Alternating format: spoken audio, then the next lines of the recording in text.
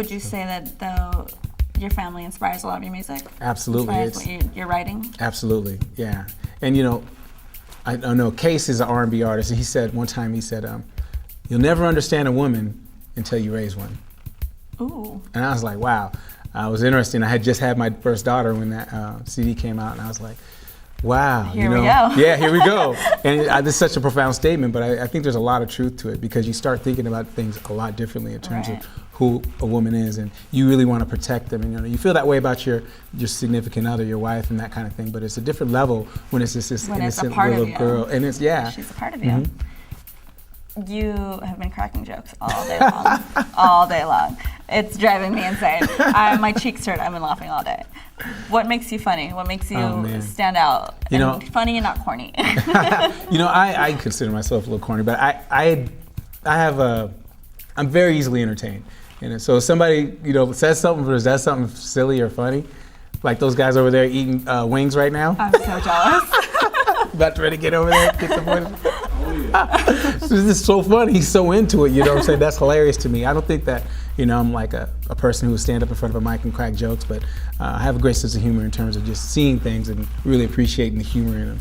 Do you ever have moments where you're not the one laughing, you're being laughed at? Yeah. Embarrassing, right? What would you say is your most embarrassing moment? My most embarrassing moment was, I would say, junior high through high school. The whole thing. The whole thing. The entire 4 years? Yeah. There's a couple cool moments splashed here and there, and I savor those. I don't really remember any one specific thing that was really embarrassing, but. Okay, so you've been busting moves all day long. I've seen you over in the corner of my eye. I'm doing something. I've seen you over there busting moves. When did you learn how to dance? When did you start dancing? Kind of like most dancers, you just dance probably pretty much from the time you were born. You start dancing. You dance on You just hear music, you're at the womb. The first cognizant moment I remember when I was 4, and I was dancing around.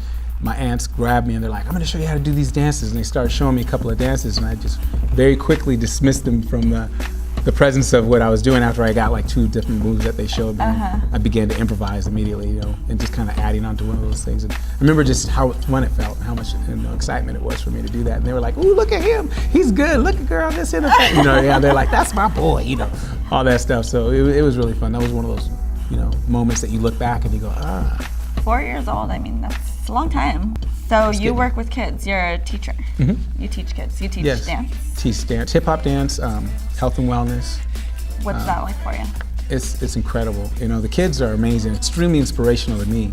Just seeing them, and when they latch on to some type of something, whatever it is that you might have taught them, that they grasp and start to apply in their life. Like they might have just, learned a song that they're singing at their home, and their parents come up and they're like, are you guys singing Beatles songs? And I'll be like, yes. Actually. Yeah, we're doing that. So, and then, or else they might say, my mommy's buying healthy foods now. And I'll be like, that's wonderful. That's so cool. Have you always wanted to work with kids? Is that what you always wanted to be, a teacher? It was something in the back of my mind. I never really felt like it was something that I could actually accomplish, though. All my friends back home, they're like, you're teaching for real? What are you teaching? Mr. Dyslexic? Uh-oh. Yeah. So I suffer. Major accomplishment. Yeah, I suffer from dyslexia, and it was really bad. And sometimes I'll mess people's names up, or different things like that. And it's really weird. It could happen just like that over and over. In an instant. Yeah. So with you being a hip hop dance teacher and also health and wellness and weight training, can you give us a couple tips? Sure. I would say one of the biggest things you could do is eat natural foods, in their most natural state. Unlike the chicken wings and the pizza that those guys are eating. We're both going to dig into that in a second. So. Yeah, I'll probably mess with some too. No judging. But absolutely. If you're eating foods in their natural state, that's going to be the biggest thing.